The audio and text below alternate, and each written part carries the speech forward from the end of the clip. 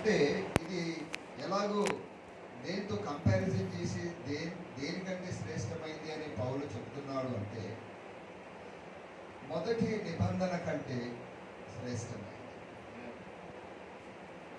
మొదటి నిబంధన కంటే కూడా ఇది చాలా శ్రేష్టమైంది. ఈ విషయాలన్నీ మనము బాగా నేర్చుకొని ఆత్మీయ క్షేమాభివృద్ధి పొందినట్లుగా దేవుడు ఈ అంచె దినాల్లో ఎన్నో వనరులు ఏర్పాటు చేశాడు. ఏంటివి ఆ వనరులు? వనరులు అంటే అర్థం ఏంటి? వనరులు అంటే ప్రొవిజన్స్, ఎదగడానికి కావలసిన సహకారం, అభివృద్ధి పొందడానికి కావలసిన సదుపాయాలు, ఇవన్నీ దేవుడు ఏర్పాటు చేశాడు. అయితే విచారకరమైనది ఏంటంటే సంఘము ఆ సదుపాయాల్ని, ఈ ప్రొవిజన్స్ని సద్వినియోగపరచుకోవట్ల. ఏమవుతుంది? సద్వినియోగపరచుకోకపోతే దేవుడు మనకిచ్చినటువంటి వనరులు వినియోగించుకోకపోతే ఏమవుతారండి?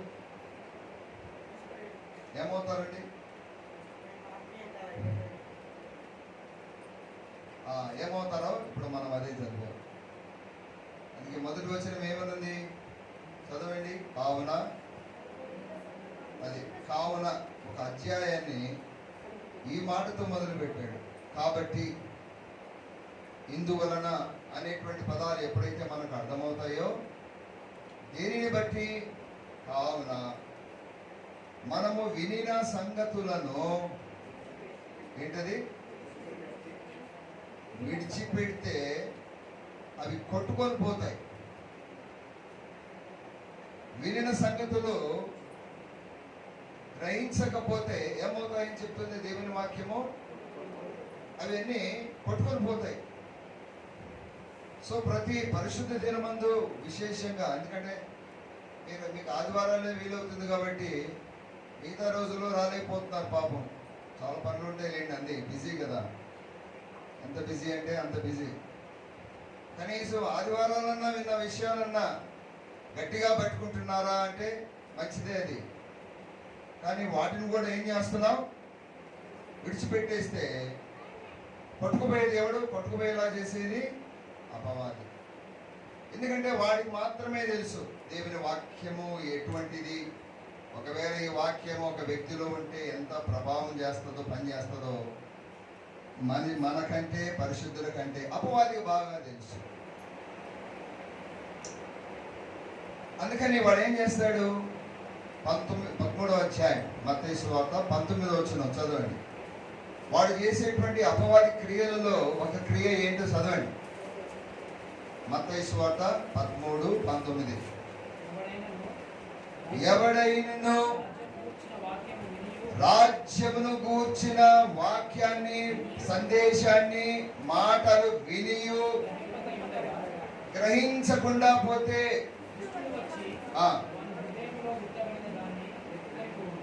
అంటే అర్థం ఏంటి? దేవుడిచ్చిన వనరులు, దేవుడిచ్చిన సదుపాయాల్ని సద్వినియోగం చేసుకోకపోతే ఏమవుతుందండి? ఏమవుతారు? సో అందుకనే ఒక తీవ్రమైన హెచ్చరిక తర్వాత వచనంలో పౌలు భక్తులు చెప్తున్నాడు. ఒక తీవ్రమైనటువంటి హెచ్చరిక, వార్నింగ్ అంటారు ఇంగ్లీష్లో. ఒక తీవ్రమైనటువంటి హెచ్చరిక. 2వ వచనం, ఎబ్రీ పత్రిక 2వ అధ్యాయము 2వ వచనం. మళ్ళా ఎందుకనగా, చూసారా, ఇలాంటివి చాలా ప్రమాదకరమైన విషయాలు. ఎందుకంటే అంటే ఏంటి? ఎందువలన? ఇది వరకు జరిగిన దాన్ని బట్టి. ఎందుకంటే దేవదూతల ద్వారా పలుకబడిన వాక్యము స్థిరపడినందున ప్రతి అతిక్రమమును అవిధేయతయు న్యాయమైన ప్రతిఫలము పొంది ఉండగా. ఏమిటి ఈ వాక్యాన్ని యొక్క అర్థమైందంటే, దేవదూతల ద్వారా మోషే పొందుకున్నటువంటి ధర్మశాస్త్రాన్ని ఇజ్రాయెల్ ప్రజలు ఏం చేశారు? గైకొన్నారా, త్రోసిపుచ్చారా? మీకు తెలియదా? దేవుని ధర్మశాస్త్రాన్ని ఇజ్రాయెల్ ప్రజలు ఏం చేశారు?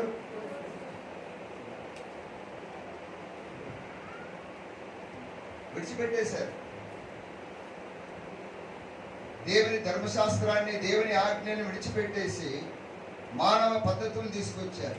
మనిషి యొక్క ఆచారాలను ఎక్కువ తీసుకొచ్చారు.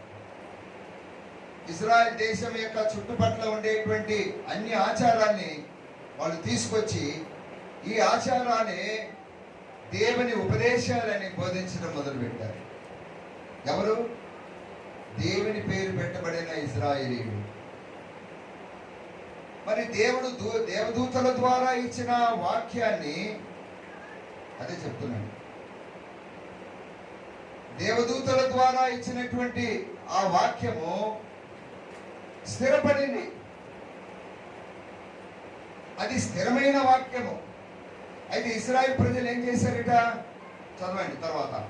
ప్రతి అతిక్రమము, అవిధేయతయు న్యాయమైన ప్రతిఫలము. పరిశుద్ధాత్మ ఎంత జ్ఞానయుక్తంగా ఈ మాటలు రాశాడంటే, ధర్మశాస్త్రము, ధర్మశాస్త్ర సారమైనటువంటి ఆ పొందుకున్న ఇశ్రాయేలీయుల యొక్క తిరస్కారానికి ఒక్క వచనములో, ఒక లైన్లో ఆయన ముగించి పెట్టాడు. దేవుడు దూతల ద్వారా ఇచ్చిన మోషే తీసుకున్నాడు. సీనాయి పర్వతం మీద ధర్మశాస్త్రాన్ని తీసుకొని దేవుని ప్రజలకు ఇస్తే వాళ్ళు ఏం చేశారు? దాన్ని బేఖతార్ చేసి పడేశారు. దేవుని మాటను లక్ష్య పెట్టలేదు, అలా పడేశారు. అంతకంటే దేవుని దుఃఖ పెట్టేది, బాధ పెట్టేది ఇంకోటి ఉండదు. నా మాటను త్రోసివేశారా? సరే, తర్వాత దేవుడు ఏం చేశాడు? దేవుని మాటను, ధర్మశాస్త్రాన్ని నిర్లక్ష్య పెట్టినందుకు న్యాయమైన ప్రతిఫలము పొందారు. ఉందా? మాట ఉంది అక్కడ. ఏంటి ఇజ్రాయేలీయులు పొందుకున్న న్యాయమైన ప్రతిఫలం ఏంటి? హెబ్రీ పత్రిక 2:2లో ఏంటయ్యా అంటే, అరణ్యములో దేవుడు వారిని 38 సంవత్సరాలు తిరగలాడ చేసి ఆడ మొత్తి చప్పి పడేశారు. అయితే 2వ వచనంలో ఉన్న తాత్పర్యం కావున, ఎందుకంటే ఈ పదాలు చాలా భయంకరమైనటువంటి పదాలు.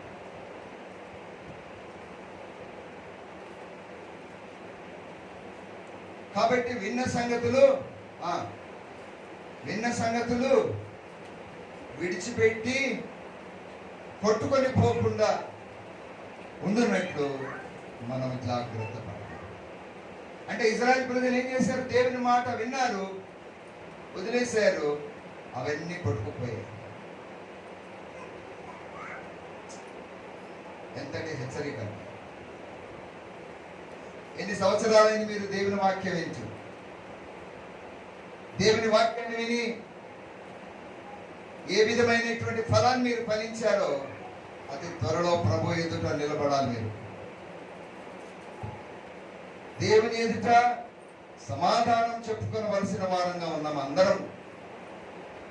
వారి వరుసలో ప్రభు లెక్క తీస్తాడు.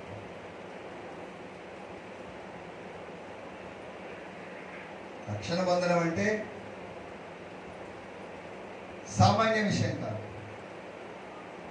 రక్షణ పొంది రక్షణలో ఎదుగు నిమిత్తమై దేవుడు మనకు ఎన్ని వనరులు, ఎన్ని సదుపాయాలు కల్పిస్తే వాటిని ఎంతవరకు వినియోగించుకున్నారు,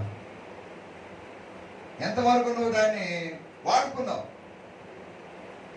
అలాగే నిర్లక్ష్య పెట్టేస్తే ఏమవుతుందో తర్వాత చూద్దాం. అందుకనే ఇప్పుడు చూడండి, అంటే ధర్మశాస్త్రాన్ని అతిక్రమించడం ద్వారా ఇశ్రాయేలీయులు వారి అతిక్రమానికి, అవిధేయతకు దేవుడు ఏ విధంగా న్యాయమైన ప్రతిఫలము ఇచ్చాడో ఇప్పుడు 3వ వచనం చదవరా మీరు?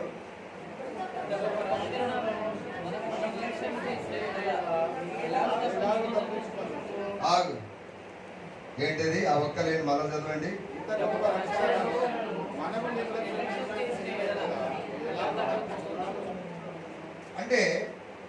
ధర్మశాస్త్రం ఇచ్చేస్తేనే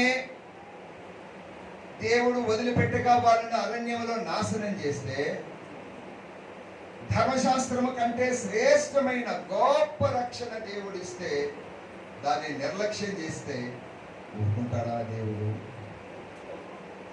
ఎలా తప్పించుకుంటావు? ఎట్లా తప్పించుకుంటావు? ఇక్కడ అన్ని మనకు సాకులు రెడీగా ఉంటాయి. ఇప్పుడు ఒక ప్రశ్న వేసామనుకో, దానికి కౌంటర్ మన దగ్గర ఉంటుంది.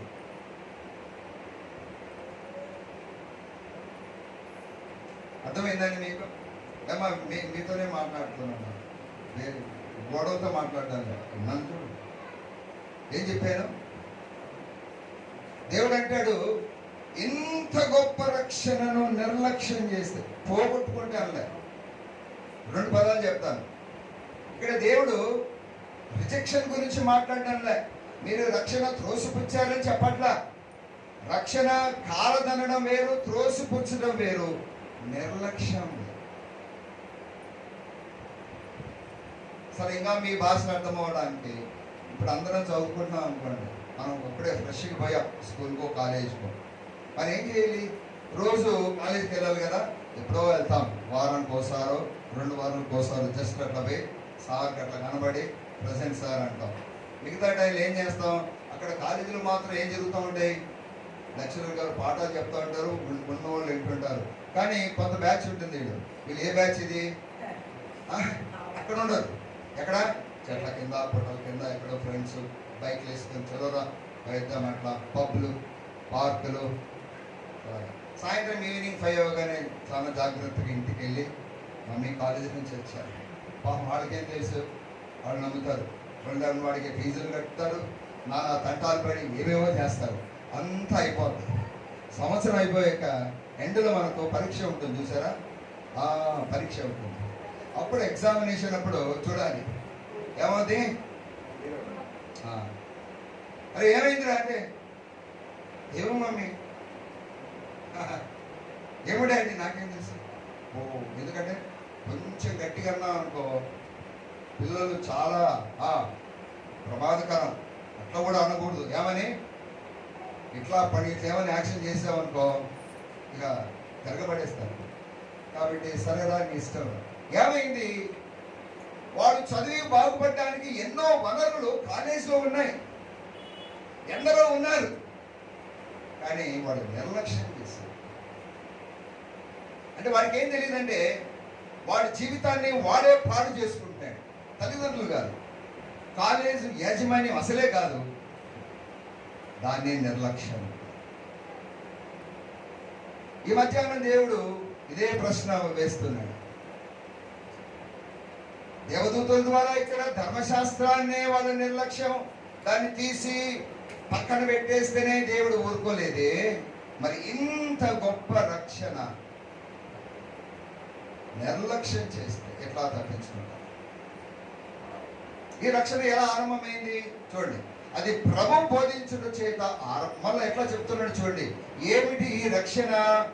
ఇట్టి రక్షణ యేసు ప్రభు బోధించుటతో ఆరంభమై దేవుడు తన చిత్తానుసారముగా సూచక్రియల చేత, మహత్కార్యముల చేతను, నానా విధములైన అద్భుతముల చేతను, వివిధములైన పరిశుద్ధాత్మ వరముల చేతను అనుగ్రహించుట చేతను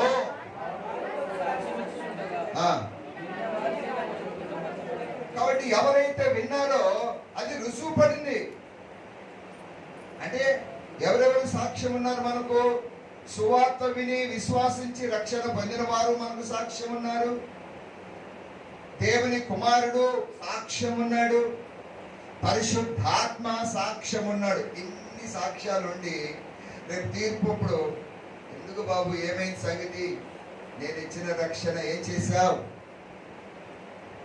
అంటే ఏమైపోద్ది?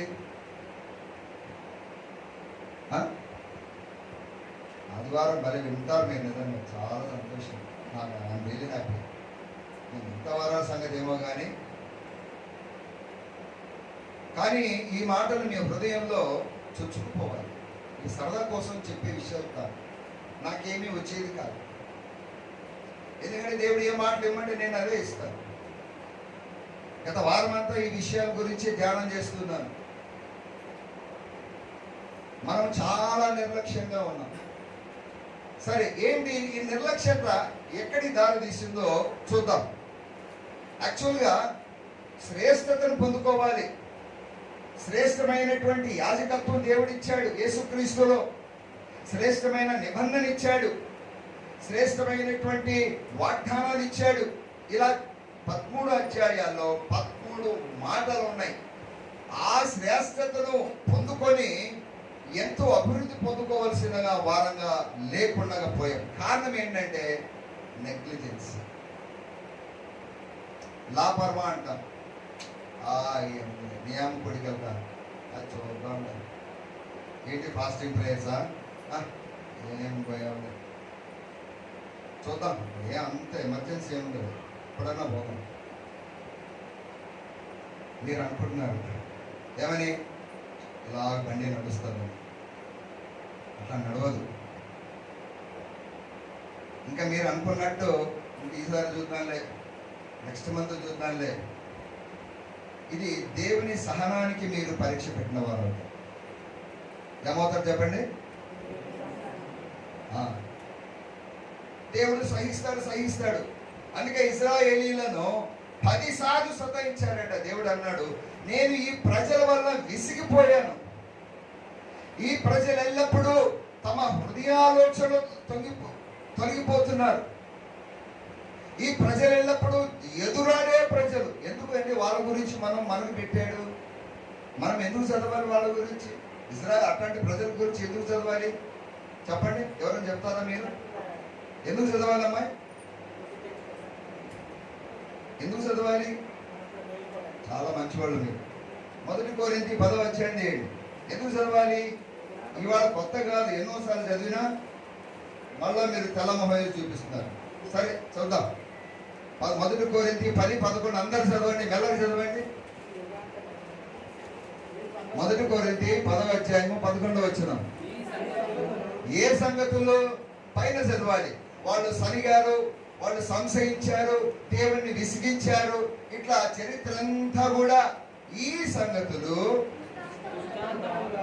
దృష్టాంతములుగా వారికి సంభవించి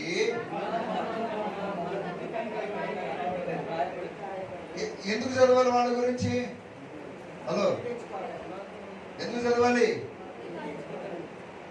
సరదాగా కాదు, టైంపాస్ కోసం. వాళ్ళు ఎట్లా చేశారు, ఓహో ఇదా అని ఏదో ఒక జ్ఞానం పొందుకోవడానికి కోసం కాదని. దేనికోసం చెప్పండి? అయ్యో వాళ్ళు సరిగారా, అయితే నేను సనగను, నేను చేయను ప్రభా. వాళ్ళు నిర్లక్ష్యం చేశారా, అయితే నేను అలా చేయను ప్రభా. అర్థమవుతుందా మీకు కొంచెం నవ్వు వస్తుంది. I'm happy. నవ్వాలి, నవ్వాలి, ఇంకా సనగాలి, చాలా చేయాలి. మీరు అవ్వండి ప్లీజ్, ఫ్రీగా. దేవుడు ఇచ్చిన స్వేచ్ఛను బట్టి చాలా నవ్వాలి, సనగండి, గొనగండి. అయితే దేవుడు ఇచ్చిన మాటలు నేను చెప్పాలి కాబట్టి అది నాకు సంబంధం లేదు. మీరు ఎట్లా రిసీవ్ చేసుకుంటారు అనేది నాకు అక్కర్లేదు. దేవుడు చెప్పమన్న మాట మీకు చెప్పాలి. ఎందుకు మనం ఇశ్రాయేలు గురించి చదవాలి అంటే, వాళ్లకు జరిగింది నాకు చెప్పండి ఏంటది? బుద్ధి తెచ్చుకోవాలంటే ఎవరిని చూసి? ఇప్పుడు చాలా కొన్ని సందర్భాల్లో మన వాడికి బాగలేడు అనుకో, ఏమంటారండి? అరే వాడిని చూడరా, వాడిని చూసి బుద్ధి తీసుకోరా అంటారా? మీరు అంటారా? దేవుడు అదే మాట అంటున్నాడు. ఇదేం కొత్త మాట కాదు, నేను ఏదో కల్పించి మీకు చెప్పట్లా నవ్వుకోవడానికి. దేవుడు కూడా ఏమంటున్నాడంటే, వాళ్ళని చూసి మీరు బుద్ధి తెచ్చుకోండి. ఏ బుద్ధి తెచ్చుకోవాలి? పైన ఏం చేశాడో చూద్దాం ఒకసారి. 1 కొరింథీ 10వ అధ్యాయము చూడండి, 5వ వచనం నుండి చదువుదాం. అయితే వారిలో ఎక్కువ మంది దేవునికి ఇష్టలుగా ఉండకపోయి కనుక. సో ఇప్పుడు నేనేం బుద్ధి తెచ్చుకోవాలి దాని నుంచి? ఆమేన్. వాడు దేవునికి ఇష్టంగా లేకుండా బతికారా? అయితే నేను తెచ్చుకునే బుద్ధి ఏంటంటే, నేను దేవునికి ఇష్టంగా ఉంటా అంటే ఏం చేయాలి? వనరులు బైబిల్లో ఉన్నాయి, రాయాలి. అన్ని మాటలు కాదు, కనీసం కొన్ని తాగబడినావన్నా, అచ్చా నేను దేవునికి ఇష్టంగా ఉంటే ఏం చేయాలి? అవి ఇందులో ఉన్నాయి. దేవునికి ఇష్టంగా ఉంటే ఏమేమి చేయాలో దేవుడు అది రాశాడు. ఇది నంబర్ 1. తర్వాత మాట, ఇంకా బుద్ధి తెచ్చుకోవాల్సిన మాట ఏందో చూద్దాం. తర్వాత 6వ వచనం, వారు ఆశించిన ప్రకారము మనము చెడ్డ వాటిని ఆశించకుండునట్లు. వాళ్ళు ఏం ఆశించారట? ఏం ఆశించారు వాళ్ళు? అరే అక్కడ చదవండి, ఇప్పుడు చదివితే చదవండి. కాబట్టి నేనేం బుద్ధి తెచ్చుకోవాలి? నేను చేయదు, అట్లాంటి ఆశించకూడదు. దేవునికి నచ్చనివి నేను కోరుకో. తర్వాత మాట, నెక్స్ట్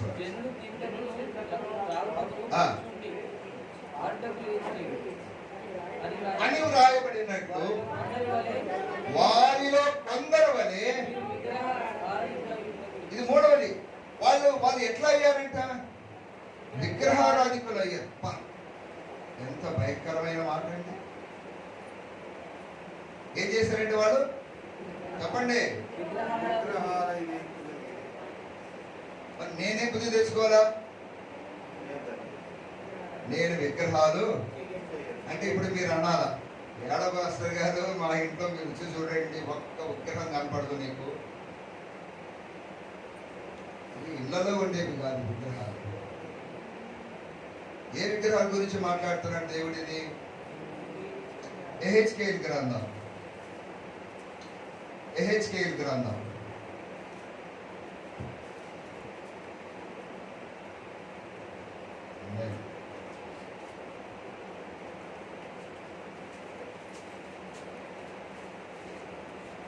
14వ అధ్యాయం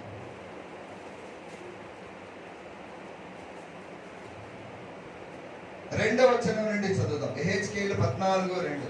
యెహోవా వాక్కు నాకు ప్రత్యక్షమై నరపుత్రుడా, ఈ మనుష్యులు తమ హృదయములలో విగ్రహములనే నిలుపుకొని దోషము పుట్టించు అభ్యంతరమును తమ ఎదుటనే పెట్టుకొని ఉన్నారు.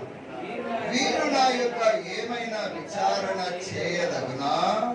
కావున నీవు వారికి సంగతి తెలియజేసి ఇలాగూ, ప్రభువైన యెహోవా సెలవిచ్చినది ఏమనగా, తమ విస్తారమైన విగ్రహములను బట్టి తమ మనస్సున విగ్రహములను నిలుపుకొని తమకు దోషము కలుగ చేసుకొని తమ ఎదుట అభ్యంతరమును పెట్టుకొని అందరూ తమ విగ్రహముల మూలముగా నాకు పేరు దేవుని ప్రజలే కానీ అన్యులు అయ్యారంట. దేని బట్టి అన్యులు అయ్యారు? ఏంటి విగ్రహాలు అంటే చెప్పండి? ఏంటి అవి? హృదయంలో పెట్టుకుని విగ్రహాలు చెప్పాలి.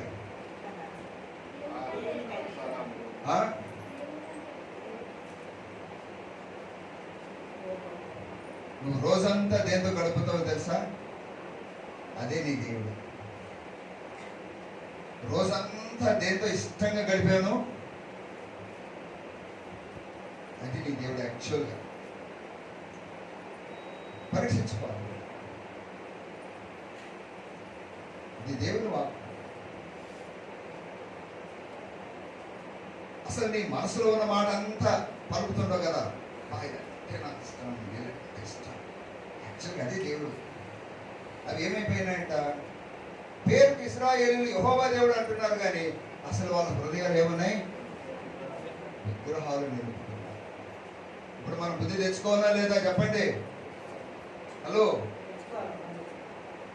కొందరికి సెల్ ఫోనే విగ్రహం.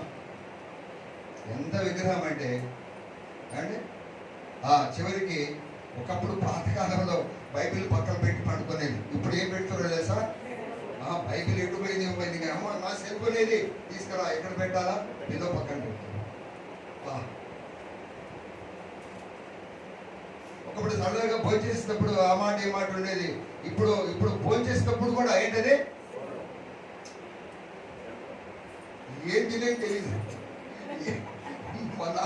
మన ఒకసారి ఇట్లా చూస్తున్నాడు, చపాతీ కూరలో పెట్టే బదులు నీళ్ళు పెట్టా.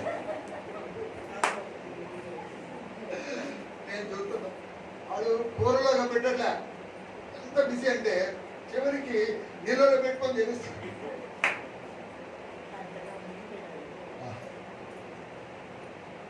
ఏంది మనం విగ్రహం చెప్పండి? ఏందమ్మా? కొందరికి బిజినెస్.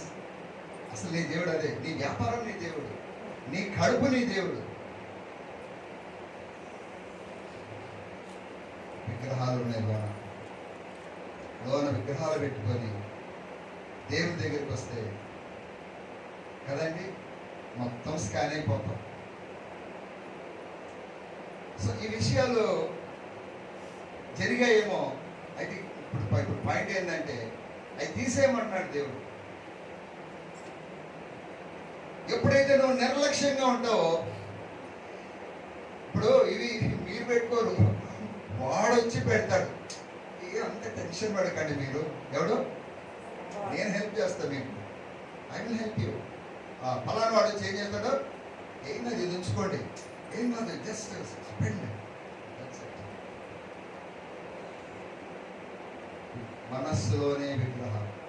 ఇజ్రాయేలు ప్రజలు ప్రపంచ దేశానికి ఆశీర్వాదకరంగా ఉండవలసిన వారు. అందుకే యేసు అన్నాడు, నీవు ఎన్నటికీ ఫలించకుండా ఉందువుగా కానీ శపించాడు. అంజూరపు చెట్టును శపించాడు. ఆ అంజూరపు చెట్టు ఏదో కాదు, ఇజ్రాయేల్ దేశం. అది వేర్లు మొదలుకొని పైదాకా క్షణంలో వెళ్ళిపోయింది. శిష్యులు భయపడ్డారు. ఓ ప్రభా ఏంటయ్యా? అంత మాత్రమే కాదు, మీరు అదేనా చూసింది, మీరు అదేనా చూసింది. ఇంకా మీరు ఈ పర్వతాన్ని ఇక్కడ ఉన్నదాన్ని తీసి అక్కడికి వెళ్ళమంటే అది లోపడుతుంది. అంటే దేవుని శక్తి అంత గొప్పది. చూడండి, దేవుడు కన్నాడు, కొన్నాడు, అన్ని వనరులు ఇచ్చాడు. అంత ఇచ్చి అంత చేసి ఆయన ఆశించిన ఫలము దేవునికి రాకపోతే దేవుడు ఏం చేస్తాడు? చూస్తూ ఊరుకుంటాడా? ఆ పల్లెని ఇష్టం వచ్చినట్టు పండి అంటాడా? యెషయా గ్రంథం 5వ అధ్యాయం చూడండి, అక్కడ ఒక తీవ్రమైన హెచ్చరిక మనం తీసుకుంటాం. యెషయా గ్రంథం 5వ అధ్యాయం, బుక్ ఆఫ్ ఐజయా, మొదటి నుండి కొన్ని వచనాలు. నేను ఒక వచనం చదువుతా, తర్వాత నేను ఒక వచనం. నా ప్రియుని గురించి పాడేదను వినుడి, అతని ద్రాక్ష తోటను బట్టి నాకు ఇష్టడైన వాని గురించి పాడేదను వినుడి. సత్తువ భూమి గల కొండ మీద నా ప్రియునికి ఒక ద్రాక్ష తోట ఉండెను.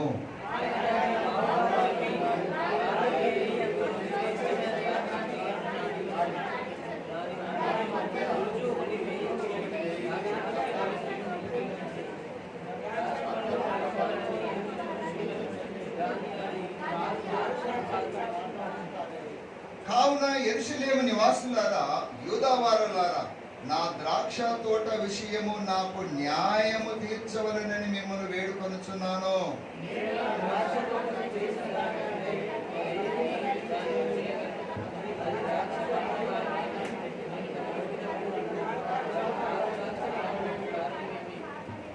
ఆలోచించుడి, నేను నా ద్రాక్ష తోటకు చేయబో కార్యముని మీకు తెలియజెప్పేదను.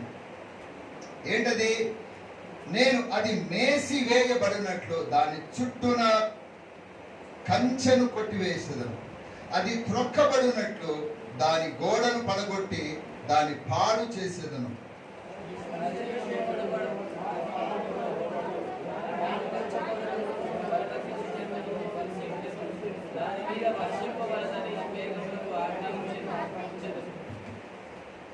వర్షం కురు అని చెప్పే దేవుడు ఇప్పుడు అంటాడట. ఏమంటాడట? ఏ వర్షమా ఆగిపోను, కురవద్దు.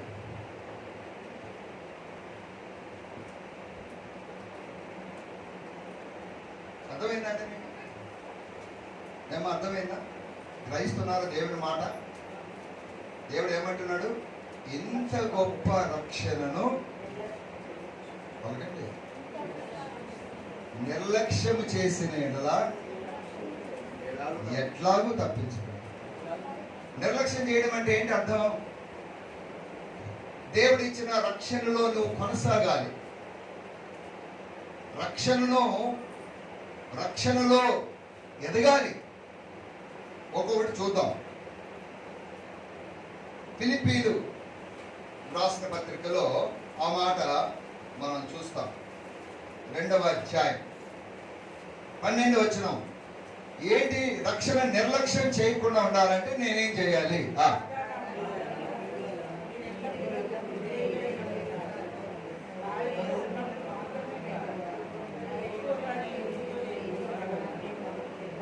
భయముతోనూ వణుకుతోనూ ఉందా? అది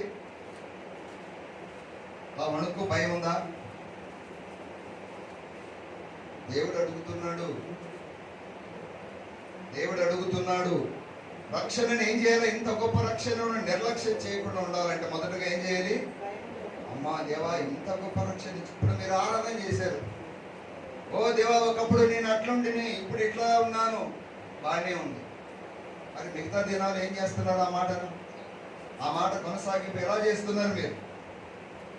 ఇక్కడ మీరు పలికేటువంటి మాటలు మంచిదే, కానీ వాటి యొక్క ప్రతిఫలం అనేది మన జీవితంలో చూడగలుగుతున్నామా?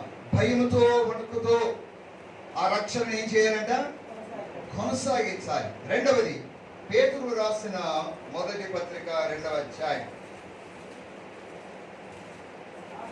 పేతురు రాసిన మొదటి పత్రిక 2వ అధ్యాయం మొదటి 3 వచనాలు చదువుదాం.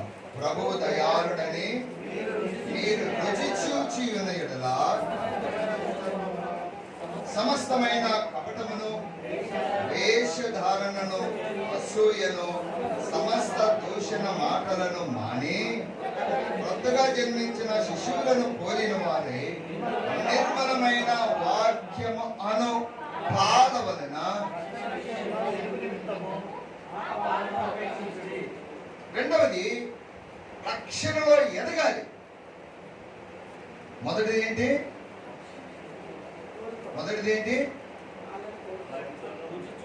రక్షణలో కొనసాగాలి. పలకండి. నిద్ర వస్తే పోయి కడుకొచ్చుకోండి మొహం. మీలో కొంత నిద్రపోతున్నారు పాపం. ఇది ఆనవాయితీ అనుకో, ఇది మనకి ఇవాళ కొత్త కాదు.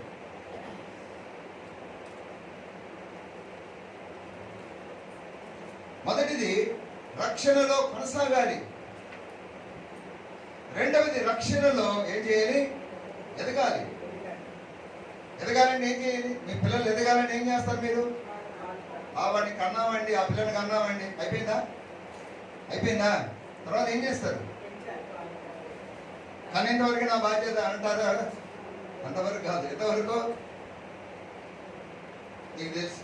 అవి మళ్ళా చెప్పాల్సింది. దాని విషయంలో ఉన్న శ్రద్ధ ఆధ్యాత్మిక విషయంలో ఉండాలి. అదే దేవుడు కోరుతున్నాడు. రక్షణలో ఎదగాలి. రక్షణలో ఎదగాలంటే ఏం చేయాలి? ఆహారం తినాలి. కొరింథీ మొదటి పత్రిక 3వ అధ్యాయం. కొరింథీ మొదటి పత్రిక 3వ అధ్యాయం మొదటి వచనం నుండి చదవండి త్వరగా.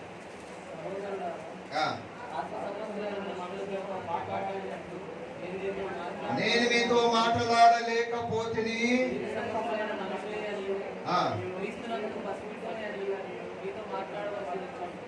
చూడండి ఎట్లా ఉంది ఈ మాట వింటుంటే. వీళ్ళు ఇంకా ఎట్లా ఉన్నారంట? క్రీస్తులో. ఏమమ్మా, క్రీస్తులో ఎలా ఉన్నారు? కొరింథీలో ఉన్న సంఘము. ప్రదీప్ వింటున్నాం, ఇక్కడ మనసు పెట్టావా? ఎట్లా ఉన్నారు కుమార్? ఇప్పుడు మీ వయసు ఎంత? మీరు చెప్తారు. మీరు ఎదిగారా పసిపిల్లరా? ఇప్పుడు మీకు పసిబిడ్డ ఉన్నారు అనుకోండి, లేదా మనమే పసిపిల్లలు అనుకోండి. ఒక 10 ఏళ్ళు వచ్చాక ఏమవుద్ది ఆ బిడ్డ? కళ్యాణి సిస్టర్ నవ్వుతున్నారు కదా? ఇవన్నీ నవ్వొచ్చే మాటలు. కాసేపు ఏడవాలి కూడా, పుట్టి నవ్వే కాదు. తర్వాత ఏం చేయాలి? మనము గుండెలు బాదుకొని ఇదా ప్రభు మా స్థితి అని ఏడవడం కూడా చేయాలి. ఎప్పుడు ఏడుస్తాం? పిల్లలు ఎదగలేదనుకో. ఎంతమంది పిల్లలండి? అందరూ ఎదిగారు, కానీ ఒకడు ఉన్నాడండి, లేదా ఒక అమ్మాయి ఉన్నప్పుడు ఎదుగుదని లేదు. అది చూసినప్పుడు ఎలా ఉంటుంది మీకు? ఏ తల్లిదండ్రి అయినా పరలోకమందున తండ్రికి కూడా ఆయాసం అనేది. ఎందుకు వీళ్ళు ఎదగట్లేదు? ఏమైంది? ఇందాక ద్రాక్ష తోటం చూశారు కదా, నేనేం తక్కువ చేశా? దేవుడు అంటున్నాడు నాకు న్యాయం చేయండి అంటున్నాడు. వా, దేవుడు బతుకుతున్నాడు. యూదా వారులారా నాకు న్యాయం చేయండి, నేనేమైనా తప్పు చేశానా? వాళ్ళకి ఏమన్నా మంచి ఇద్దు ఇవ్వలేదా? సత్తు గల భూమి ఇవ్వలేదా? విత్తనం ఏమన్నా చెడ్డదా?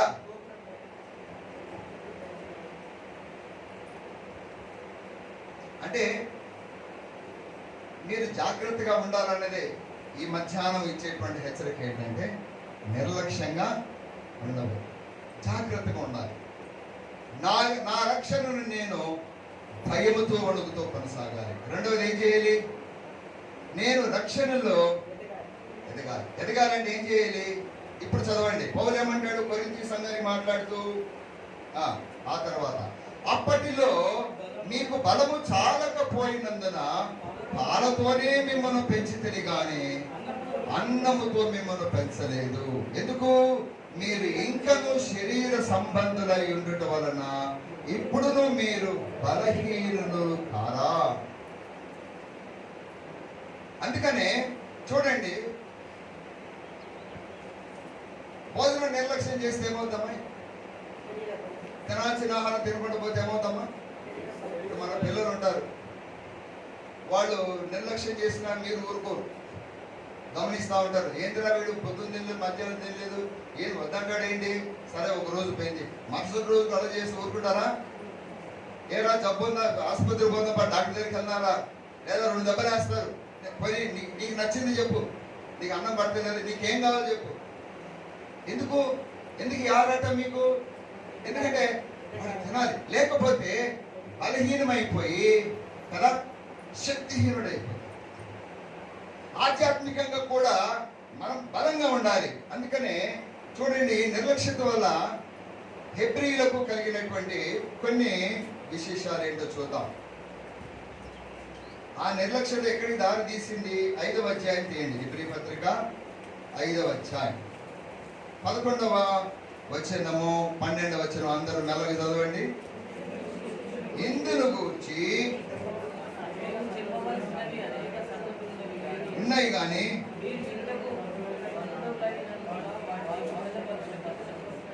ఒక్క నిమిషం ఆగండి, తర్వాత కంటిన్యూ చేద్దాం. మీరు వినుటకు ఎట్లా ఉన్నారు? మందులు అంటే మందులు అంటే ఏంది?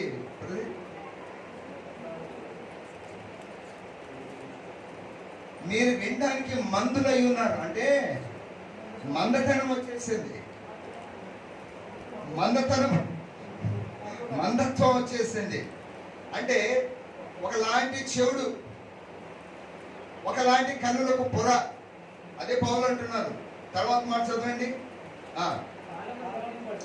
కాలాన్ని బట్టి చూస్తే,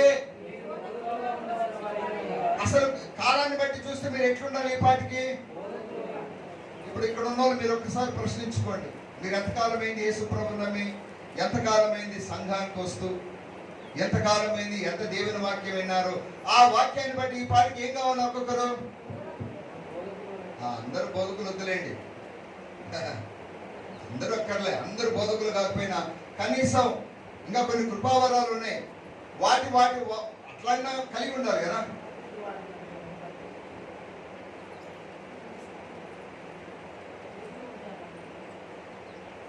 కాలాన్ని పెట్టి చూస్తే మీరు ఈ పాటికి ఎట్లుండాలి? ఇంకొంచెం ముందుకెళ్ళండి.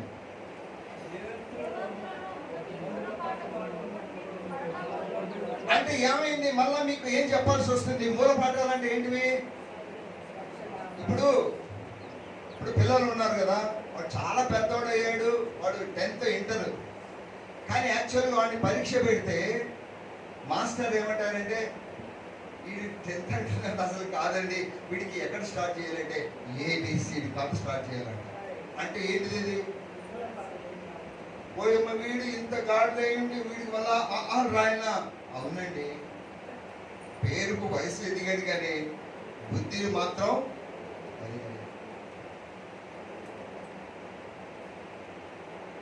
దేవునికి చాలా దుఃఖం, బాధ కలిగించే విషయం. మీరు ఎదగడానికి నియామకుడికి రండి అంటే సంఘ ప్రార్థన రారు, ఉపాస ప్రార్థన పెట్టే దానికి రారు, శుక్రవారం పెట్టే దానికి రారు. వాక్యం మనకేనండి. వాక్యం మీద ఊరికి చెప్పుకుంటూ పోతే మీరు విని వెళ్ళిపోయే విషయం కాదు. ప్రతి వారము బల్లలో చెయ్యి ఎలా వేయాలంటే మనసాక్షి కలిగి వేయాలి. నిజంగా దేవుని వాక్యాలు వింటున్నాను, అవి విడిచిపెట్టి పట్టుకొని పోతున్నాయా, లేదా దేవుని వాక్యాలు నా గుండెల్లో నిండుగా ఉందా, నిండుగా ఉన్నాయా? ఎట్లా ఉండాలో ఎలీహు అనే ఒక వ్యక్తి అండి నా డైలీ డివోషన్స్లో మరి చాలా అద్భుతమైన మాట ఎట్లా ఆయన మాట్లాడాలనుకుంటున్నాడు. యోగు గ్రంథంలో ఒక చిన్న మాట చూడండి. జస్ట్ నేను మాట్లాడతాను. యోగు గ్రంథంలో ఈ విషయాలు తెలియజేస్తూ అక్కడ వారితో ఇట్లా అంటున్నాడు.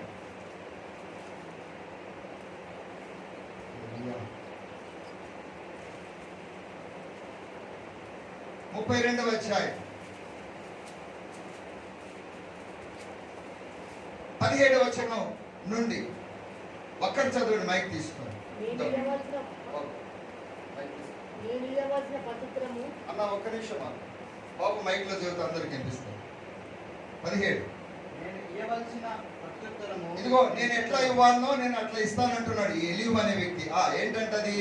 నేను నా తాత్పర్యమును తెలుపుతాను.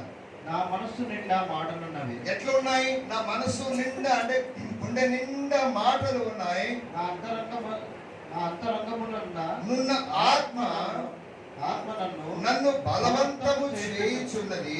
నా మనస్సు తెరవబడని ద్రాక్షరసపు తిట్టు వలెనున్నది. చాలు, ఇదిగోండి ద్రాక్షరసపు తిత్తి అంటే ఆ తిత్తులో నిండుగా ఉందంట ద్రాక్షరసం. ఇంకా కొంచెం అట్లంటే పట్టు మనం పగిలిపోద్ది, అట్లుందంట ఆయన హృదయం. నా గుండె నిండా మాటలు ఎలా నింపుకున్నానంటే ద్రాక్షరసపు తిత్తి నిండుగా ఉంది. చూశారు? ఆ తర్వాత మాట ఏముంది? క్రొత్త తిత్తుల వలె అది పగిలిపోటకు. హల్లెలూయా చెప్పండి. చాలా అద్భుతమైన మాట. వాహ్, అట్లా నింపుకోవాలి దేవుని మాటలు. ఎట్లుండాలా? పేతురు ఎట్లుండాలి దేవుని మాటలు? నిండుగా. ఎంత నిండుగా అంటే ఇంకా తిత్తి పగిలిపోతేమో అన్నట్టు. ఎట్లా ఉన్నాయి మీ తిత్తులు? చెప్పండి, ఎట్లా ఉన్నాయా? మన హృదయం అనే తిత్తి దేవుని వాక్యంతో ఇట్లా నింపుకోవాలంట, దేవుని మాటలతో. దేంతో నింపుకుంటున్నారు చెప్పండి? దేంతో నింపుకుంటున్నారు మీరు? మీకే తెలుసు. కాబట్టి కాలాన్ని బట్టి చూసినప్పుడు చూడండి, మనం పరీక్ష చేసుకోవాలి. ప్రియులారా, తలలు పైకెత్తండి. ఇక్కడ మనం ప్రతిరోజు అర్థం చూసుకుంటాం కదా, చూసుకుంటామా లేదా? కొంచెం తేడాలు వస్తే ఏమైపోతుందండి? మీటింగ్ లేట్ అయినా, ఫంక్షన్ లేట్ అయినా పర్లేదు, కానీ ఇక్కడ తేడాలు రావద్దు. మ్యాచింగ్లో కానీ అది ఇది ఏమంత పర్ఫెక్ట్గా ఉండాలి. నేను అప్రిషియేట్ చేస్తాను. దానికి అంత పర్ఫెక్ట్ ఉంటే దేవుని వాక్యంలో మీరు ఇంకా రెట్టింపు ఉండాలంటాను. హల్లెలూయా. నేను వద్దని చెప్పట్లా, దానికి అంత ప్రాధాన్యత ఇస్తే దేవుని వాక్యానికి మీరు రెట్టింపు కలవండి అంటున్నాను నేను. లోక సంబంధమైనదేమో ఎక్కువ ప్రాధాన్యత. ఇంత గొప్ప రక్షణను నిర్లక్ష్యం చేస్తే వాళ్ళు కాలాన్ని బట్టి చూస్తే ఎట్లా ఉండాల్సిందంటే ఎట్లా ఉన్నారంట? 5వ అధ్యాయం ఇప్పుడు 11వ వచనం చదవండి. హెబ్రీ పత్రిక త్వరగా. హెబ్రీయులకు 5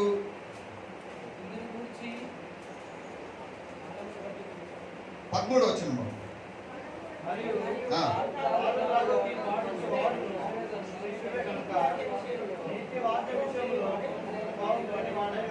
కాబట్టి మనం శిష్యుల్లాగా ఉండకూడదు, మనం ఇంకా పసిపిల్లల్లాగా ఉండకూడదు. ఏం చేయాలమ్మా? ఈ రోజు నుంచి ఒక కమిట్మెంట్ చేసుకోండి. దేవా, నేను ఒక ఎదగవలసిన వ్యక్తులు ఎదుగుతానికి నాకు సహాయం చేయి. చిన్న ప్రార్థన, కానీ దేవుడు ఆ ప్రార్థన ఆలకిస్తాడు. హల్లెలూయా.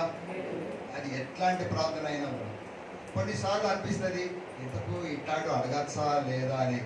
ఏం పర్వాలేదు. దేవుని దగ్గర మీ మనస్సు మొత్తం ఓపెన్ చేయండి. మీ బలహీనత అన్నీ చెప్పుకోండి. నాకు ఏం చేత కావట్లేదు, నాకు తెలివి లేదు, జ్ఞానం లేదు, అర్థం అవ్వట్లేదు, ఏమేమి ఉన్నాయి అన్నీ చెప్పుకోండి. అన్నీ ఆయన ఇస్తారు. హల్లెలూయా. ఆయన ఇవ్వగలరా లేదా? సో చాలాసార్లు ఏం చేస్తారంటే నాకు అది లేదు, నాకు చదువు లేదు, నాకు చదువు రాదు, ఆ పాట కాదు మీరు పాడాల్సింది. మీరేం పాడాలంటే నేను చదవగలను. చెప్పండి అందరూ ఒకసారి.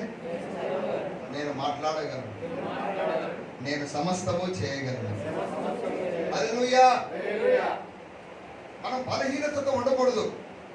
అందుకే నీతిమంతుడు 7 మార్లు పడిన ఏం కావాలా? మరలా లేవాలి. హల్లెలూయా. సో దేవుడు మనకు మేలుకొల్పు కూడా ఇస్తున్నాడు. ఏం చేయాలంటే మనము శిష్యులా ఉండకూడదు. చూడండి, ఇదే హెచ్చరిక ఎఫెసీలో 4వ అధ్యాయం 15వ వచనం కూడా ప్రభు చెప్తున్నాడు. ఎఫెసియన్స్ 4:15 ప్రేమ కలిగి సత్యము చెప్పుచు క్రీస్తు వలె ఉండుటకు. హల్లెలూయా. ఎవరిలాగా ఉండాలా? ఎవరిలాగా ఉండాలని దేవుడు కోరుతున్నాడు. ఆమేన్. సో మీరు చేసే ప్రార్థన ఏంటంటే, దేవా నేను క్రీస్తులాగా ఉన్నాను. అబ్రహాంలాగా కాదు. వాళ్ళంత పాత నిబంధన. అబ్రహాంలో ఎన్నో లోపాలు ఉన్నాయి, మోషేలో లోపాలు ఉన్నాయి, దావీదులో లోపాలు ఉన్నాయి, సొలొమోనులో లోపాలు ఉన్నాయి. ఒక్కొక్కరిలో ఎన్నెన్నో లోపాలు ఉన్నాయి. యేసయ్యలో ఉన్నా ఒకటన్నా? ఒకటుంటే చెప్పండి. అందుకే దేవుడు అన్నాడు, వాళ్ళలాగా కాదు, నువ్వు క్రీస్తులాగా ఎదగాలి. హల్లెలూయా. దేవా నేను యేసయ్యలాగా ఎదగాలి, నేను క్రీస్తులాగా ఎదగాలి. దానికి కావలసిన వనరులు దేవుడు మనకి ఇచ్చాడు. మీరేం చేయాలండి? మీ ధర్మం ఒకటి ఉంది, మీ బాధ్యత ఒకటి ఉంది. మీ బాధ్యత మీరు చేయకుండా ఆటోమేటిక్గా ఎవరు ఎదగరు. ఆటోమేటిక్గా అట్లా ఏమన్నా ఉందామా? అమ్మా విజయ ఎక్కడన్నా ఉంటే చెప్పు నాకు. ఎందుకంటే నేను కూడా ప్రయాసపడాల్సిన పనులు ఇట్లా బట్టలు నొక్కితే ఆటోమేటిక్గా ఎదిగేది ఏమైనా కదా. మీరు అన్నం వండి ప్రయాసతో ప్రేమతో కంచములు పెట్టి ఆడ పెడతారు, అంతవరకే మీరు చేయగలరు. మిగతాది ఏం చేయాలి వాళ్ళు? ఏదో చిన్నప్పుడంటే పెట్టారులేండి, చిన్నప్పుడంటే కలుపుకోవడం తెలియదు కాబట్టి పెట్టారు. ఇప్పుడు మా అమ్మ ఉందనుకోండి, ఉదాహరణ, లేదా దేవుని దగ్గర ఉంది, అరే జాని ఏదో అన్నం వండాను వాడు పెట్టానా వాడు తిను అన్నది అనుకో, నేనేం చేయాలా? అమ్మా నువ్వు పెట్టు అన్నాను అనుకో, ఏం చేస్తుంది? చాచి లంపకాయ కొట్టిస్తుంది. ఏమైందిరా నీ చేతిలో ఏం రోగమైందా అంటారా? అంటారా మాట వరుస. హల్లెలూయా. సో అలాగే దేవుడు చేయవలసినంతా చేస్తాడు, మనం చేయవలసింది మనం చేయాలి. ఇక్కడ పౌలు అదే మాట చెప్తున్నాడు, ఆ నిర్లక్ష్యతనే ఉండకండి. చూడండి ఏమైపోయారు వీళ్ళు కాలాన్ని బట్టి. ఎలా ఉండాలి? మంచి బోధకులుగా ఆత్మీయంగా ఎదగవలసిన వారు ఆ నిర్లక్ష్యతను బట్టి పిల్లల్లా ఉన్నారు, పసిపిల్లల్లా ఉన్నారు. ఇంకొక మాట, హెబ్రీ పత్రిక, పౌలు హెబ్రీలకు రాసినటువంటి పత్రిక 9వ అధ్యాయం చదవండి 24వ వచనము. అది ఎంతవరకు దారి తీసింది ఆ నిర్లక్ష్యత? 9:24. ఐఎమ్ సారీ 10:24 అండి. హెబ్రీ పత్రిక 10వ అధ్యాయం 24వ వచనం. కొందరు మానుకొనుచున్నట్టుగా. చూసారండి తలల పైకెత్తండి. ఇప్పుడు ఎక్కడి నుంచి ఎంతవరకు వెళ్ళాడు తెలుసారా? అన్ని చెప్తున్నాడు. మీరు అలా నిర్లక్ష్యం ఉన్నారు, మీరు ఇది పోగొట్టుకున్నారు, మీరు మందులైపోయారు, మీరు పసిపిల్లలు అయిపోయారు, చివరికి సమాజంగా కూడటం కూడా ఏమైపోయారంట. ఇది మన జీవితంలో సత్యమా కాదు చెప్పండి? హలో చెప్పాలి అమ్మా బాబు. సమాజముగా కూడుట మానక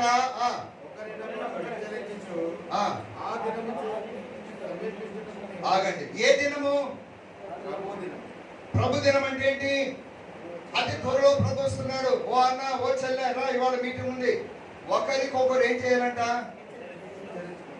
హల్లెలూయా. కొన్నిసార్లు మనకు పనులు ఉంటాయి, బిజీగా ఉంటాం, పర్లేదు, దానికేం కాదు. అయినా ఒక ఏదో నేను మీటింగ్ పోతున్నా, అక్క మీరు వస్తారా? బ్రదర్ వస్తారా? మీరు ఒకరికొకడు ఏం చేయాలండి? ఉందా ఇది? ఎవరు? ఆయన రానేనాడు, ఆయనకి ఎందుకులే వేసి అలా అన్నది. ఏ రోజు నుంచి ఏం చేయాలమ్మా? వందనాలు చెప్పాలి. స్తోత్రం చెప్పండి ఒకసారి. ఎందుకో తెలుసా, పాతకాలంలో ఎవరికైనా చెప్పాలంటే అదే పని నడుచుకుంటూ పోయేది ఉంటారు. ఇప్పుడు ఏమైంది? ఇప్పుడు ఏమి ఇచ్చాడు దేవుడు? ప్రతి ఒక్కడికి ఇచ్చాడు. అంటే ఇప్పుడు ఏం చేయగలము? కనీసం ఇంటికి పోకపోయినా, బ్రదర్ ఇవాళ సంఘ ప్రార్థన ఉంది, లేదా ఫలాని మీటింగ్ ఉంది, ఫలాని మన సంఘంలో ఎలా ఉంది, రండి. ఎందుకు? ప్రభు దినము సమీపిస్తుంది. చదవండి. కొందరు మానుకొనుచున్నట్టుగా సమాజముగా కూడుట మానక ఒకరికొకడు హెచ్చరిక చేస్తూ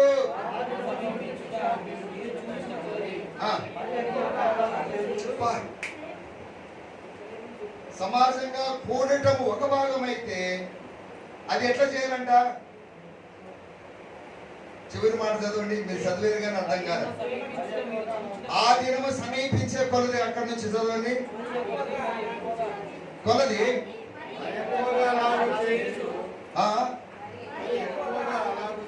ఏలాగు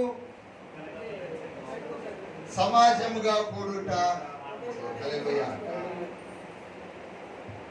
ఇప్పుడు మనం మానుకున్నామా, కూడుకుంటున్నామా? ఆదివారం పోకపోతే ఏమన్నా బాగుంటుందా? ఆదివారం పోవాలి. కానీ మనకు చెప్పండి, బుధవారం ఇంత దూరం నడిపోతాం, చీకటి ఉంటుంది, అది కొని సాయంత్రం పెడితేనేమో చీకటి అంటారు, దూరం అంటారు. మరి పగలు పెడితే మనకు పన్ను. ఇవి ఎందుకు చెప్తున్నాను తెలుసా? నాకు తెలుసు, ఒకరోజు ప్రభు మిమ్మల్ని అడుగుతాడు. Because God will ask.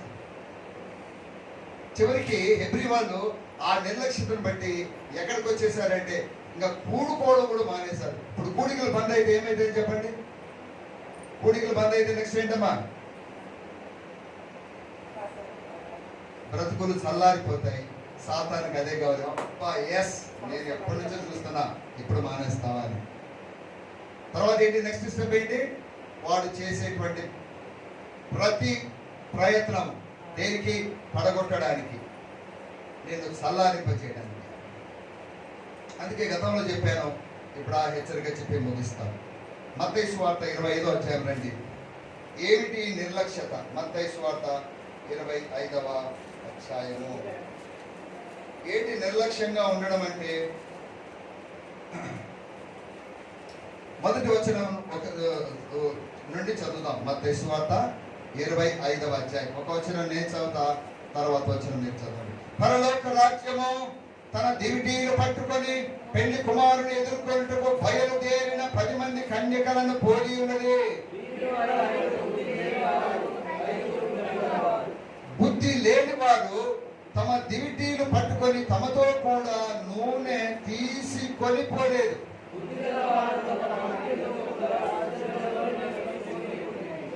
పెళ్లి కుమారుడు ఆలస్యము చేయగా వారందరూ కొనికి నిద్రించిరి.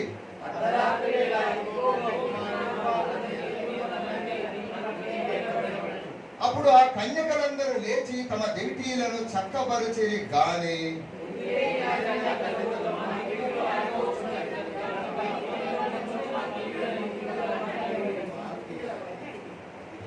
దీన్ని ఏమంటారు? నిర్లక్ష్యమేనా?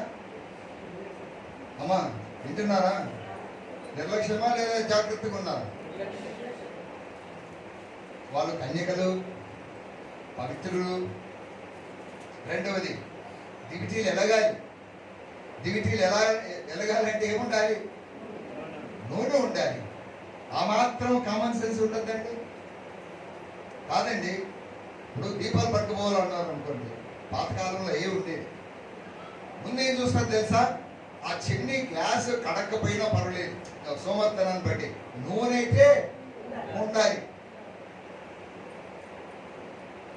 బైబిల్ చెప్తుంది, బుద్ధి లేని వారు తమ దివిటీలలో నూనె తీసుకొని, అంటే ఏంటో తెలుసా?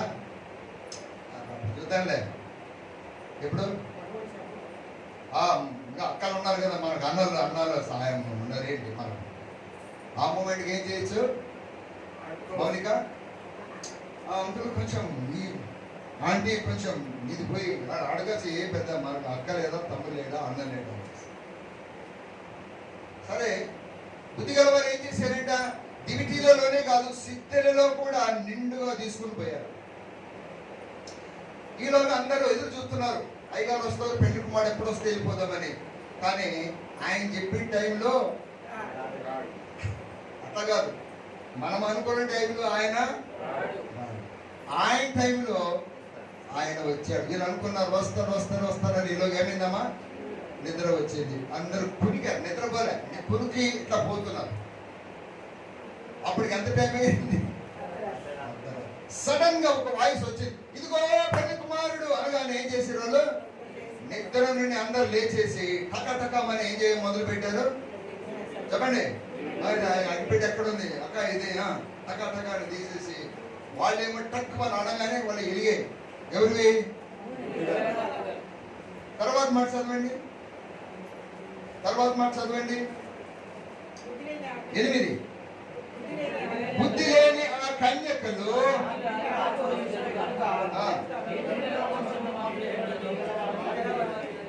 ఒక మర్చిపోయినా ఏంటి, మర్చిపోయినా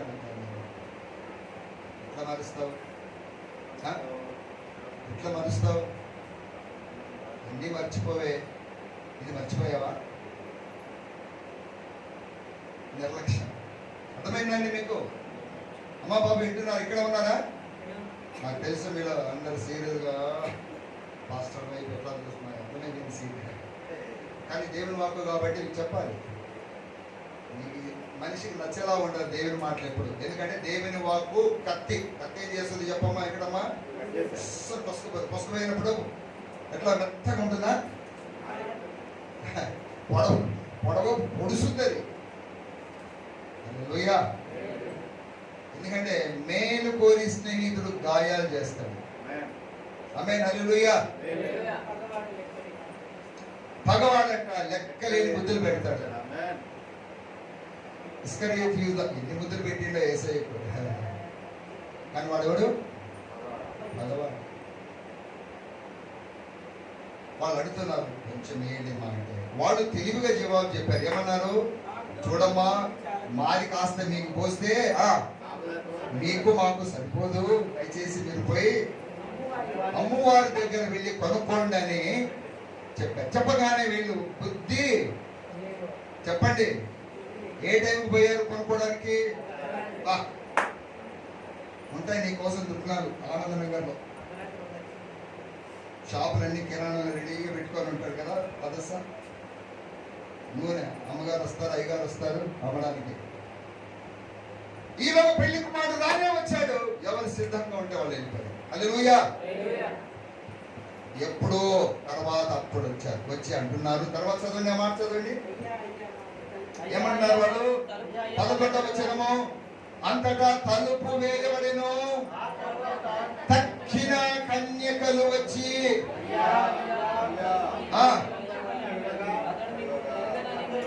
మిమ్మును ఎరుగనని. సో ఎందుకు ఈ మాట చెప్పాడు?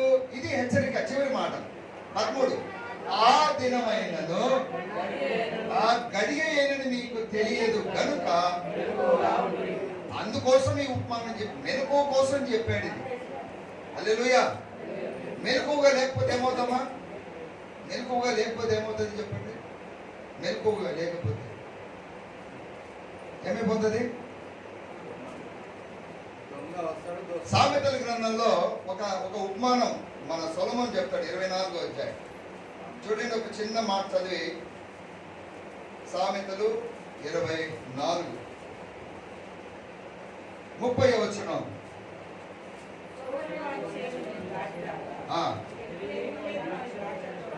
నేను దాటి రాగా ఇదిగో దాని ఎన్నందట ముండ్ల తుప్పలు బలిసి ఉండెను, దాని కప్పి ఉండెను. ఒక యోచన చేసుకుంటుని, దాన్ని కనిపెట్టి బుద్ధి తెచ్చుకుంటుని, ఇక కొంచెము నిద్ర, ఇక కొంచెము కొనుకపాటు, 12 ఇక కొంచెము చేతులు ముడుచుకొనుట వీటి వలన ఆయుధస్తుడు వచ్చినట్లు. నిర్లక్ష్యత ఎక్కడికి నడిపిస్తుంది అంటే సోమరితనానికి, లేమికి, దరిద్రతకు నడిపిస్తుంది. ఇది చాలా అద్భుతమైన ఉపమానం. నీకు చేను ఉందనుకోండి, ఆ చేను ఎట్లుందంటే అది ఎట్లుందండి, అది ఎవరి చేను అంటే 24:30 ఉంది, సోమరి వాని చేను. వాహ్!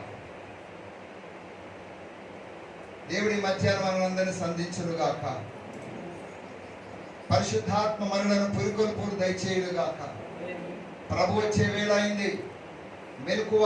ఈరోజు మధ్యాహ్నం సందేశం ఏంటంటే మెలకువగా ఉండండి. చెప్పండి అందరూ ఒకసారి. ముందు ఆ మాట కాదు. ఏ మాట? నిర్లక్ష్యం అన్నాడు, ఏమేమో చెప్పిండు. నేను చెప్పడం కాదు, దేవుడు మాట. సో దేవుడు అంటున్నాడు మెలకువ కలిగి ఉండండి. తెలియదు ఎప్పుడు వస్తాడో ప్రభు. వాళ్ళు కొనికారు, వాళ్ళు కానీ సిద్ధంగా ఉన్నారు. నువ్వు రెడీగా ఉన్నావు అనుకో, ప్రభు వచ్చినప్పుడు నువ్వు వెళ్ళిపోతావు. ఈ బ్యాచ్ మీకు తెలుసా అంటే ఏంటి? దీని అర్థం ఏంటంటే వీళ్ళు కన్యకలే, కానీ ప్రభు వచ్చినప్పుడు వాళ్ళు వెళ్ళిపోయారు. మిగతా కన్యకలు ఎప్పుడు వచ్చారంటే శ్రమకాలములో మధ్యలో వచ్చారు.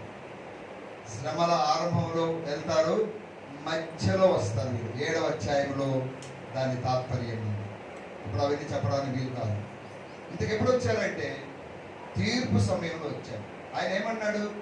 మీరెవరో నాకు ఐ డోంట్ నో అంటే అది ద ప్లేస్ ఆఫ్ జడ్జిమెంట్.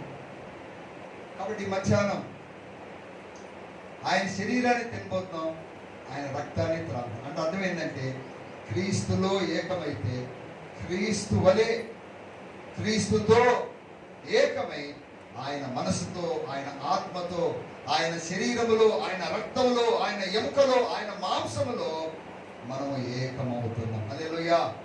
అది దీని తాత్పర్యం. మళ్ళీ చెప్పాలా మీకు? ప్రభు బల తినడం అంటే అర్థం ఏంటంటే 1 కొరింథీ 6:17 త్వరగా చదవండి. 1 కొరింథీ 6:17. ఏం జరిగింది మనకు రక్షణలో? అందరు చదవండి. ప్రభువుతో కలిసిపోయేవాడు. సో ఆత్మలో ఏకమైపోయాం. రక్షణ సంబంధమైనది. మనం రక్షించబడ్డప్పుడు ఆత్మలో ఏమైపోయాం చెప్పండి? ఏకమయ్యాం. కానీ అనుదిన జీవితంలో ప్రభు బలను మనం తింటూ త్రాగుతూ ఉండగా మనము యేసుక్రీస్తు వారి యొక్క శరీరంలోని అవయవాలు మాత్రమే కాదు, మనం ఇంకెవరిని?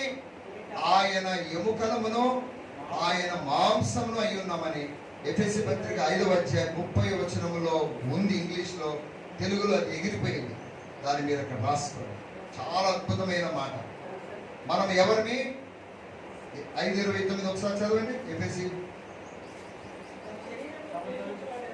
తన శరీరమును ద్వేషించు వాడు ఎవడనో లేడు కనుక ప్రతివాడు దాన్ని పోషించి సంరక్షించుకొనును. అలాగే మనము క్రీస్తు యొక్క శరీరం యొక్క అవయవమునై ఉండి మాంసమును అనే మాట తెలుగులో లేదు. ఈ తెలుగులో లేదు భాషలో. అది ఎగిరిపోయి స్కిప్ అయిపోయింది. ఇక్కడ రాసుకోండి. పుట్టి అవయవాలు మాత్రమే ఉంది. అంటే 3 భాగాలుగా ఉన్నాం. మనము యేసుక్రీస్తు యొక్క అవయవాలు. అందరూ చెప్పండి ఒకసారి. యేసుక్రీస్తు యొక్క మాంసమును, యేసుక్రీస్తు యొక్క ఎముకలను అయి ఉన్నాం. అంటే ఈ భావన మనకు ఎప్పుడు ఎక్కువగా ఆపాదించబడుతుందంటే క్రీస్తులో నేను ఏకమయ్యాను, క్రీస్తులాగా నేను మారాలి. అందుకోసమే ఈ ప్రభు భావం. కాబట్టి దేవుడిచ్చిన ఇంత గొప్ప రక్షణ ఏం చేయకూడదమ్మా? ఏం చేయకూడదయ్యా?